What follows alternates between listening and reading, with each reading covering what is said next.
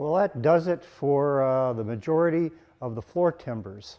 It's just about time to get ready to load the boat up and get ready to head out to Mystic, Connecticut at the Wooden Boat Show, which is next weekend. I will be in tent A and booth 4 and 5. If you're in the area, it'd be great for you to stop by and say hello. In this episode, we are going to put in the centerboard trunk and put in the floor timbers, which I had a little problem with the way I had rib banded it before. So I've come up with a new solution. So all of that in this episode.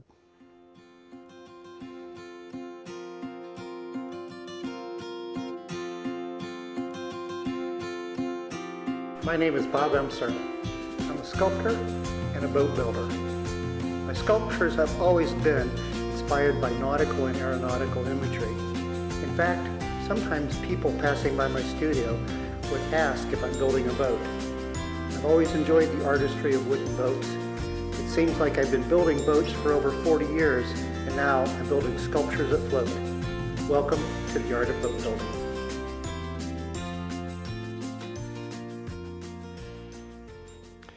In thinking ahead on how the floor timbers would go in here that would attach to the frames, I realized that these rib bands are going to be in the way of those timbers. So one solution would be to cut these rib bands off when I got to that point. I'm always kind of trying to seek a more elegant solution to problems. So what I've come up with is to remove these first couple of rib bands so that the floor timber can be in here. Now the floor timber will be the same depth out as the frame. That will allow those floor timbers to be able to have a rib band on it. The other benefit to that is then when the frame comes up in there, it can tuck underneath that rib band, and that'll give me a starting point and able to bend that frame down. So that's what I'm going to do. So the first task is to start taking off some of these rib bands.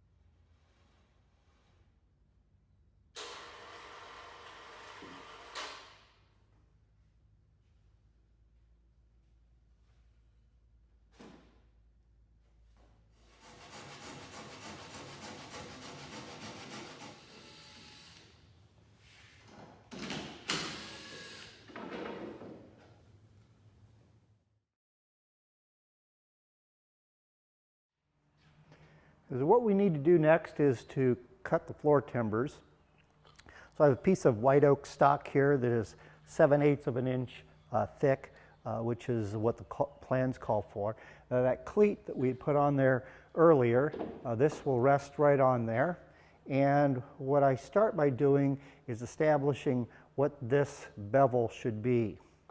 And I just use a stick here and mark that bevel on there.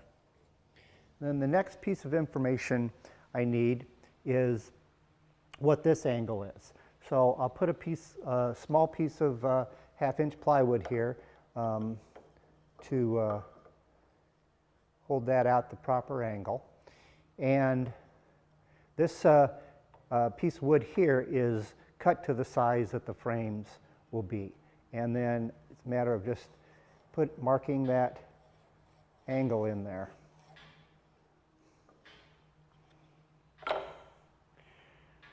All right, so we'll go over and cut this on the bandsaw. Well, I've set the bandsaw table to that angle, and we just need to cut that off.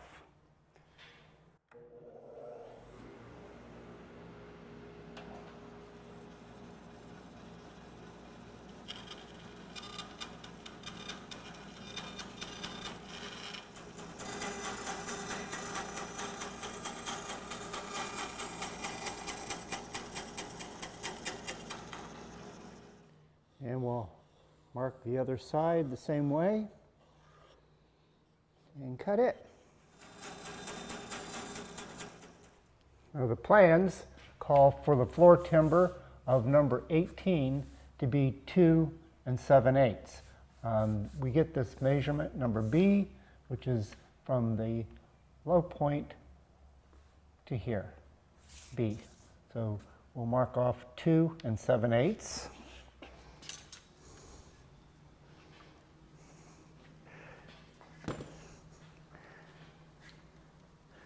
And then the next thing is the bevel for 18 is right here. So we'll set our bevel gauge, so, and then we will set the table saw to this bevel.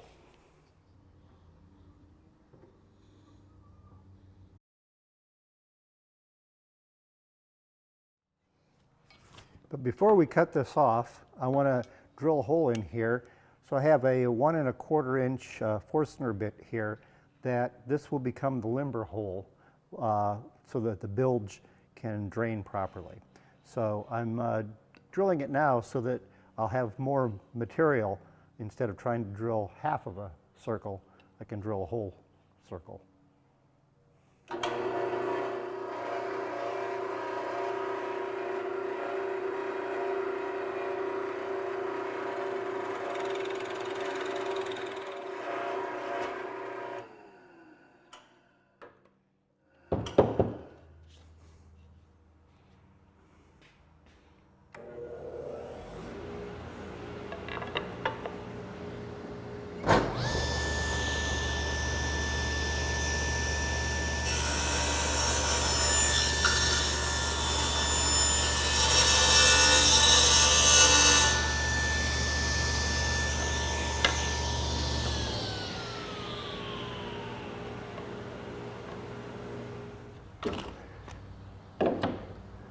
And then we will just put a couple of screws in here and anchor that temporarily.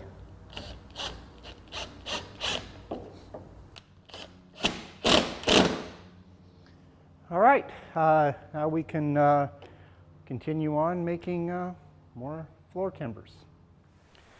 Now we're ready to put the floor timbers in where the bed log and the center trunk is, which will require splitting the floor timber in half. So what I've done is I made some little patterns here to test to make sure that it fits in there properly before I started cutting on the oak stock. The other thing that this pattern afforded me was to be able to check it on the other side to see how symmetrical things are. And they're pretty symmetrical, maybe within a 1/16 of an inch or so. So after I made the pattern then, I have cut it out in a piece of white oak stock. Now this stock here in the center is 1 1/8 inches wide. That is to accept some little bigger bolts that will bolt through the bed log. There are a couple of these spread out amongst fore and aft of the center trunk also. So I also cut a little diagonal on here to act as the limber hole. So that then will slide right in here like so. And what we need to do is to clamp that and put a temporary screw in it.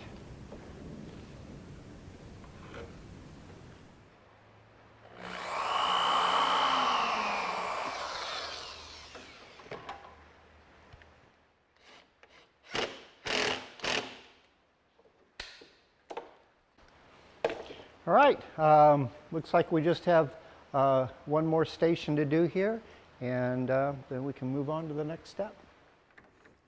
Now the next step is to add rib bands to the top of the floor timbers. That will allow us to be able to put these odd number stations in between here, and we'll have something to anchor those floor timbers to hold them in place. So I've got both sides, a rib band running the whole length, faired out and placed evenly. So let me show you how this system is going to work. I've cut 4 pieces of thin plywood here so that it will bend the way a steam bent frame would. So what will happen is as this comes out of the steamer, it'll slide up underneath this rib band and get clamped to it. And then as we progress down, we can continue to clamp each station so that the rib will fit on there like so. So the added benefit to having this rib band on the outside is that it sort of acts like the way a plank would. It's the same thickness that the planking will be, and that therefore when it goes to the stem, it can be fastened to the stem the way that a plank would, and it'll help stabilize that stem in the place that it needs to be.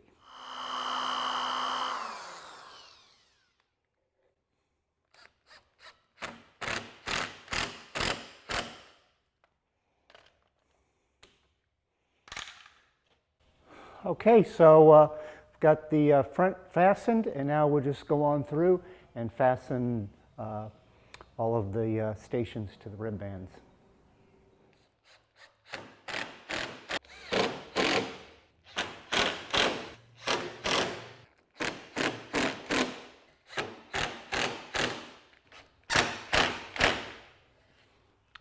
So now I'm attaching a rib band to the top of the mold so that that frame will have something to grab a hold of at the very beginning of it here. And so I'm going to do that fore and aft and port and starboard.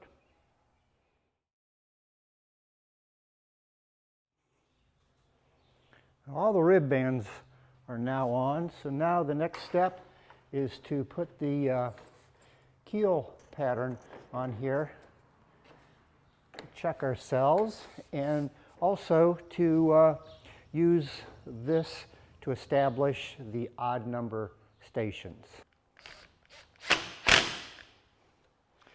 Well, that completes the floor timber for station 7.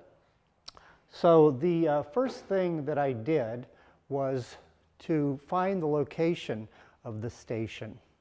And that is half of 15, so that is 7.5 inches. Then I clamped a board across the battens and used wedges to make sure that it was true vertical. I hot glued 2 strips of thin plywood even with the back side of the battens to make a pattern. The width of the timber for frame 7 is 4 3/16. I measured up 4 3/16 and set the top of the pattern at that location. I then traced out the shape of the timber. I used a bevel gauge to determine the proper angle and set the saw and cut it out. After drilling the limber holes, I then cut it to the width and proper bevel. I did a little cleanup with the hand plane and then fit it into place. So now all I have to do is the same thing 6 more times. For the floor timbers near the centerboard trunk, where they're split in 2, I did a little bit different procedure.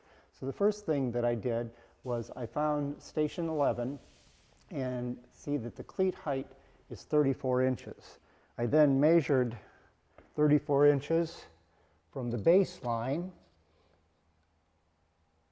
up, and then I took and made a pattern from that for station 11.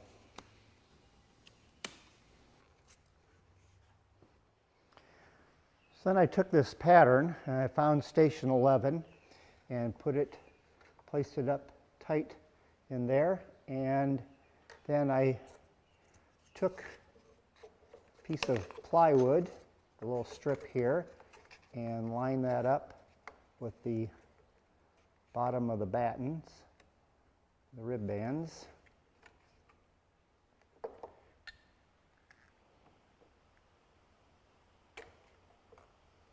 And clamp that, and then I marked it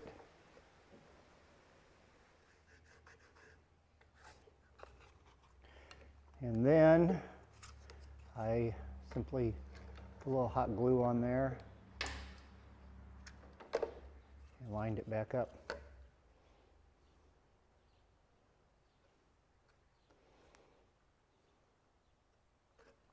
And we have our pattern.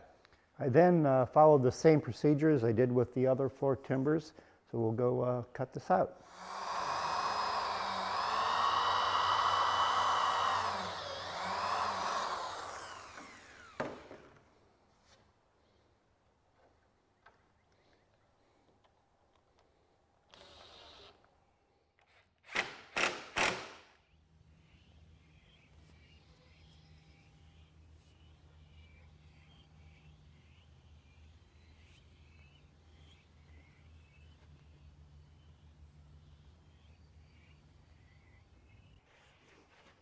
Well, that completes putting in all of the floor timbers in the boat and also finishes the rib banding process.